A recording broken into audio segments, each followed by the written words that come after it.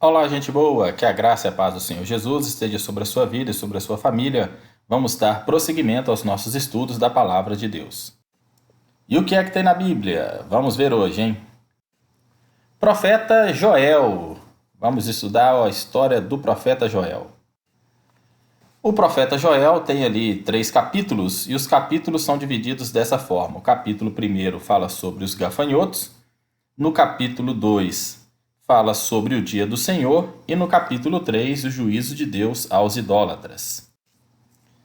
Mas quem foi então o profeta Joel?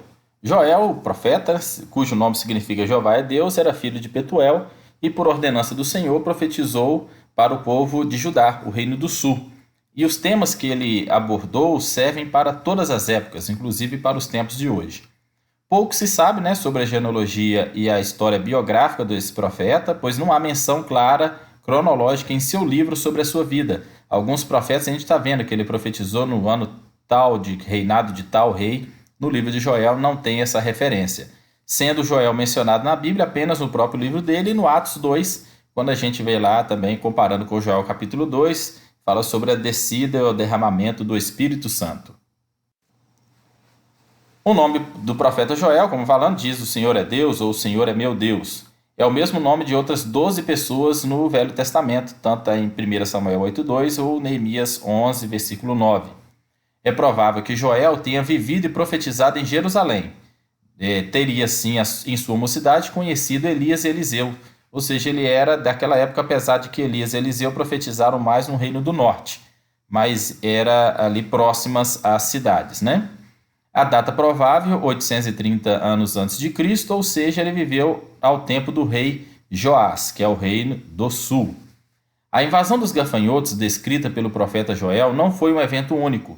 Joel capítulo 1 aconteceu em 1915 e 1930 no Oriente Médio. Outros lugares do mundo até hoje sofrem com a invasão de gafanhotos.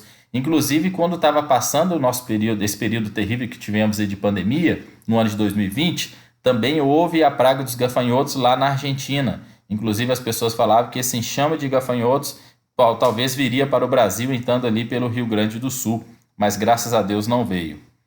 Os israelitas não podiam manter os gafanhotos fora de suas casas. Joel 2,9, está escrito, as janelas não tinham telas ou vidros, normalmente tinham uma armação de ripas e de madeira.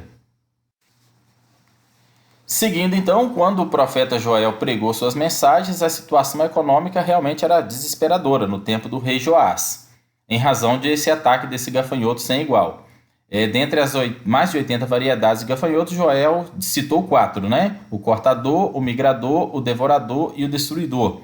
Em Joel, no versículo 14 do capítulo 1, ele convoca as pessoas a um arrependimento.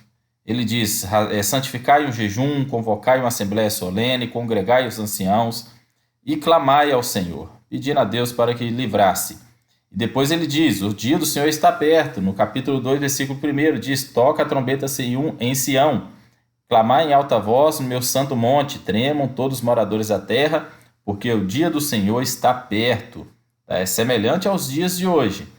Promessa de restauração, no Joel capítulo 2, a partir do versículo 25, fala que vai restituir os anos que comeu o gafanhoto, a lacusta, o pulgão e a lagarta, e o meu grande exército que enviei contra vós, e comereis abundantemente e vos fartareis, e louvareis o nome do Senhor.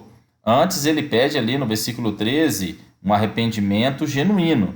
Rasgai o vosso coração e não as vossas vestes, convertei-vos ao Senhor vosso Deus, porque ele é misericordioso, compassivo e tardio em irar-se.